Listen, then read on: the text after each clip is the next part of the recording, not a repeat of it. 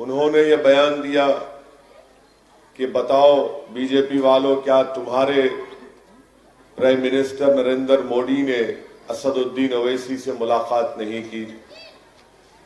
आप अगर कांग्रेस के जिम्मेदारों के बयानात को देखेंगे तो एक मल्काजगिरी के कांग्रेस के बड़े एमपी हैं, बहुत ज्यादा अक्लमंद हैं, बल्कि होशियार नहीं बल्कि डेढ़ होशियार बनने जाते हैं। उन्होंने ये कहा कि एक साल पहले राजभवन में, बल्कि मीडिया को प्रेस कॉन्फ्रेंस करके दिखाया कि असदुद्दीन ओवैसी मौजूदा जो मिनिस्टर ऑफ होम है वजारत दाखिला के, उनके साथ खड़े रहकर राजभवन में बात कर रहे हैं, तो वहां पर वो साजिश कर लिए। फिर कांग्रेस वाले ये भी बोलते कि मजलिस बी टीम है, वोट काटती है।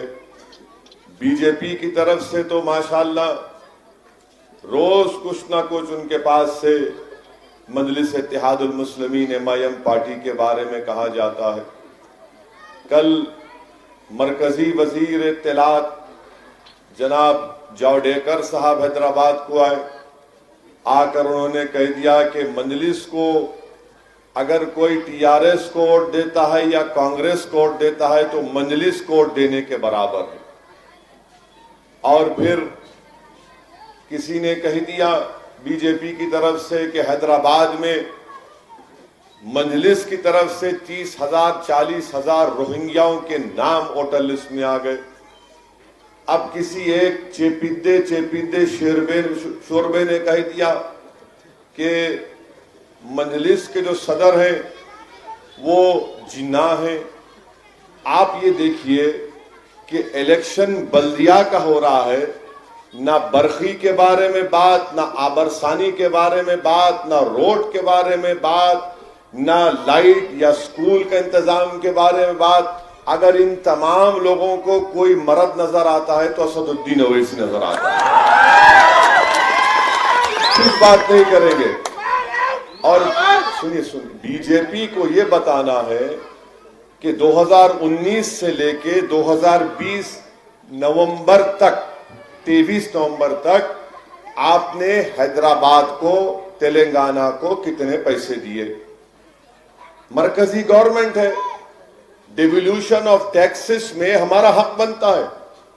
अगर दिल्ली में बैठे हुए बादशाह तेलंगाना को, हैदराबाद को देते हैं तो कोई खैरात नहीं देते हैं। ये कॉन्स्टिट्यूशन जिसको बाबा साहिब अम्बेडकर ने बनाया उसमें ये प्रोविजन है। मैं फिर से पूछ रहा हूं बीजेपी वालों से कि कितना दिए आप? सैलाब आया, खासतौर पर हल्का असेंबली कारवान में ऊपर से पानी आया तो पूरा आपने देखा कि कितनी तबाही और बर्बादी हुई।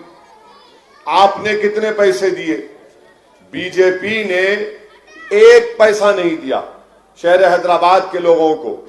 मैं बीजेपी के वोटरों को भी कह रहा हूं, आप वोट डालने से पहले पूछ लो कि नरेंद्र मोदी की सरकार ने हैदराबाद की आवाम को उनकी तकलीफ को दूर करने के लिए क्या पैसे दिए। जब मरकजी टीम दिल्ली से हैदराबाद को आई, मुझे मालूम हुआ कि हाफिज बाबा नगर DRDO के पास वो है, तो मैं वहां पर गया, गाड़ी उनकी रोक कर उनको उतार कर ये बात मैंने कहा कि ये वक्त है कि नरेंद्र मोदी की हुकूमत शहर हैदराबाद बल्कि ये GHMC की मदद करे। और मैं आपके जरिए से हैदराबाद की आवाम को बताना चाह रहा हूं कि गवर्नमेंट का एक GO है, गवर्नमेंट ऑर्डर है, जो ये कहता है कि अगर दिल्ली की सरकार जब सैलाब या पानी आता है, घर में पानी आया, उससे डैमेज भी हुआ, तो 20 या 25%, 20 या 25% रियासत हुकूमत देगी और 75 या 80% जो है वो दिल्ली का पैसा दिया जाएगा। जो आज लोग 11,000 रुपये के लिए तकलीफ में है, अगर नरेंद्र मोदी की हुकूमत पैसे दे देती तो एक एक घर को 11,000 के बजाय 80,000 से 1 लाख रुपए मिलते। 80,000 से 1 लाख रुपए मिलते। तो जहां पैसों की बात आती बीजेपी के सामने इनु जिन्ना है। अरे भाई पैसे दो, क्यों नहीं दिए? तो नहीं, रोहिंग्याओं के नाम वोटर लिस्ट में है। अरे मदद करो, तुम आप दिल्ली में बैठ के आप कर्नाटका को दिए पैसे जहां तूफान आया, हैदराबाद को क्यों नहीं दिए? नहीं, वो लंबी शेरवानी बड़ा परेशान करता हूं। अरे आप काम नहीं करेंगे, पैसे नहीं देंगे, मगर वोट डालने के लिए ये तमाम नफरत पैदा करना। अगर शहर हैदराबाद में 40,000 नाम है रोहिंग्याओं के, तो मैं बीजेपी के लीडरों को चैलेंज कर रहा हूं, 24 घंटे का टाइम दे रहा हूं प्यारे, मुझे तुम 1000 नाम दिखा दो वोटर लिस्ट से। और वोटर लिस्ट दारुसलाम में नहीं बनती, voter list election commission of India बनाता, voter list state election commission बनाता।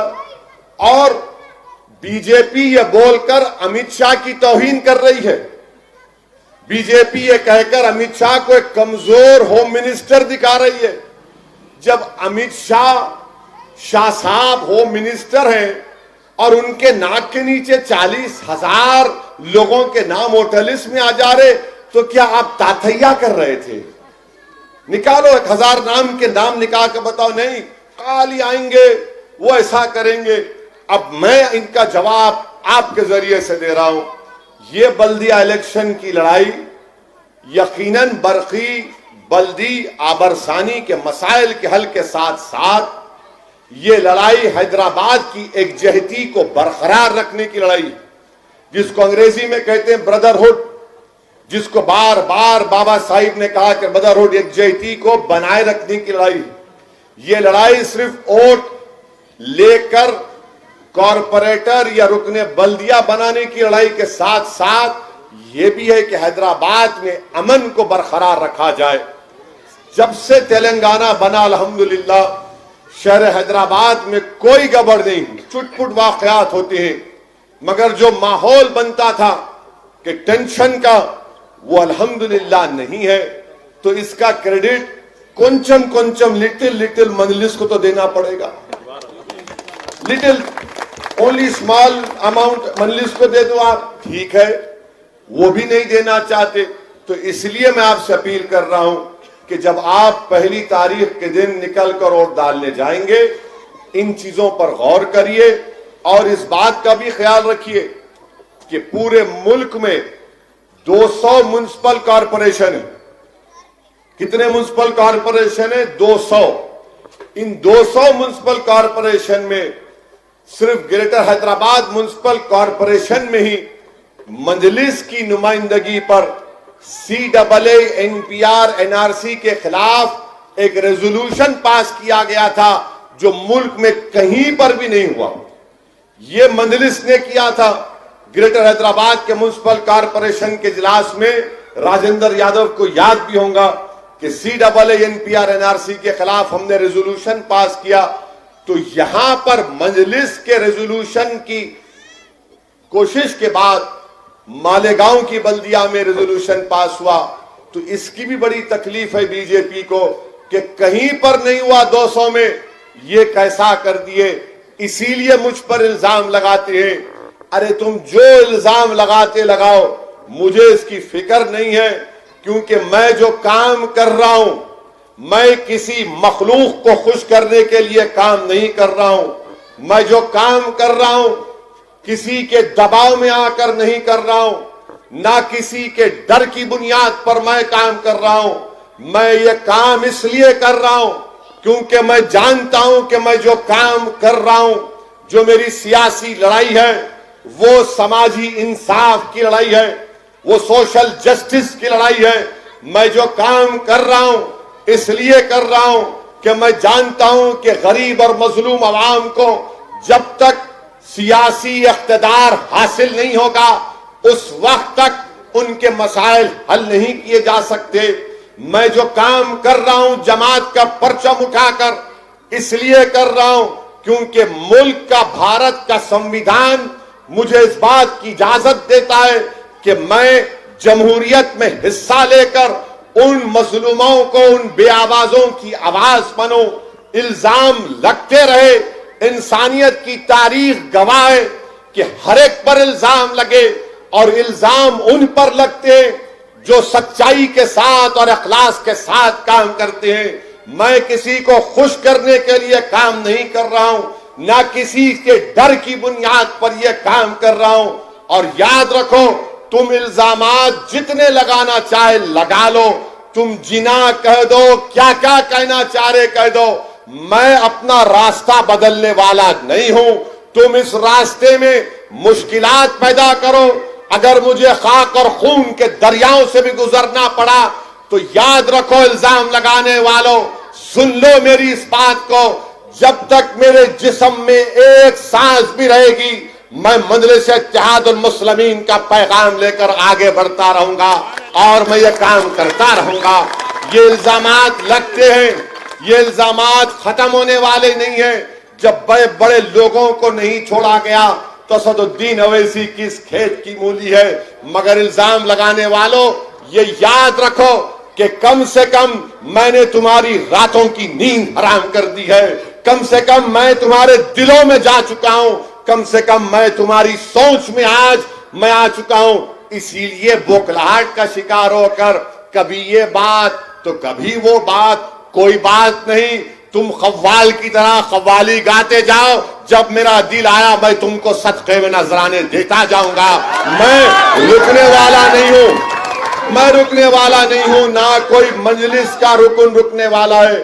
और हम पे इल्जाम लगाते फिरका परस्त, फिरका परस्त। अरे कौन सी फिरका परस्ती, कौन सी फिरका परस्ती है?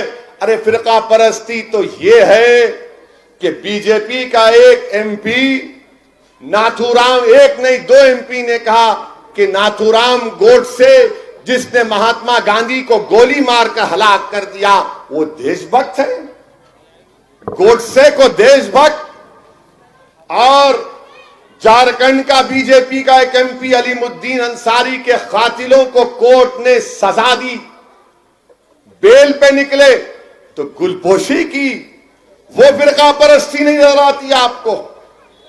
जो गरीब लोग दिल्ली में बंडियों पर मेवा बेचते हैं उनको मारकर बोला जाता है कि दोबारा इस गली में मत आ। जो दुकान पर पटाखे बेचता है कहता है कि तू कैसे पटाखे बेचेगा, वो फिरका परस्ती नहीं है। दिल्ली के फसादात में मस्जिद के मीनार पर खड़े होकर झंडा लगाना वो फिरका परस्ती नहीं है। सिर्फ इलेक्शन लड़ता हूं मैं जमहूरियत को मजबूत करने के लिए, तो इन तमाम के पेट में दर्द शुरू हो जाता है। अब तो बहुत ज्यादा हो रहा है कि बिहार में मजलिस ने 5 असेंबली सीट पर कामयाबी हासिल की, तो इनको समझ में नहीं आ रहा कि क्या करना। मैं सिर्फ इनको इतना ही कहूंगा कि हमारे हैदराबादी स्टाइल में कह रहा हूं, हमको खुजाएंगे ना तो खुजली तुमको हो जाती। तो आप जरा एहतियात से रहिए और मैं आप तमाम से अपील कर रहा हूं कि बेखौफ होकर 1 दिसंबर के दिन सुबह सुबह अपने घर से निकलिए, अपना एक एक वोट का इस्तेमाल करिए। और इस बार वोटिंग मशीन नहीं है, बैलेट पेपर है। तो बैलेट पेपर देखकर जहां पर पतंग का निशान नजर आएगा वहां पर आपको मोहर लगाना है। और मेरी आपसे अपील है कि ज्यादा से ज्यादा पोलिंग में हिस्सा लीजिए, वोट डालिए, अपनी पसंद का इजहार करिए और बता दीजिए इन तमाम फिरका परस्त ताकतों को जो हैदराबाद का नाम बदलकर भाग्यनगर रखना चाहते हैं। तो ये लड़ाई हैदराबाद के हैदराबादियों की और जो भाग्यनगर बनाना चाहती है, ये उनसे जमहूरियत के दायरे में ये लड़ाई है। हैदराबाद को कामयाब करना हम तमाम की जिम्मेदारी है। हम हैदराबादी हैं और इंशाअल्लाह ताला हैदराबाद को हम कामयाब करेंगे। इनके पास कुछ भी नहीं है, बीजेपी के पास। कोई बोलता मैं किले पे आके झंडा लगाऊंगा, कौन रोक रहा बाबा तेरे? कौन सा झंडा लगाएंगे आप? लगाओ ना, तिरंगा लगाओ, तिरंगा तो लगा रहे यहां पे, लग रहा ना तिरंगा यहां पे। नहीं हम अरे क्या क्या लगाएंगे, कुछ बोलने को नहीं है। जब चुपते हुए सवालात इनसे किए जाते हैं तो फौरन आ जाते नेशनलिज्म, टेररिज्म, पाकिस्तान, जिन्ना फुला। अरे अब अब इनको एक बात कहकर चले जाऊंगा कि कम से कम फिरका परस्त ताकतों से कह रहा हूं, ये बैगन के भाता मत करो।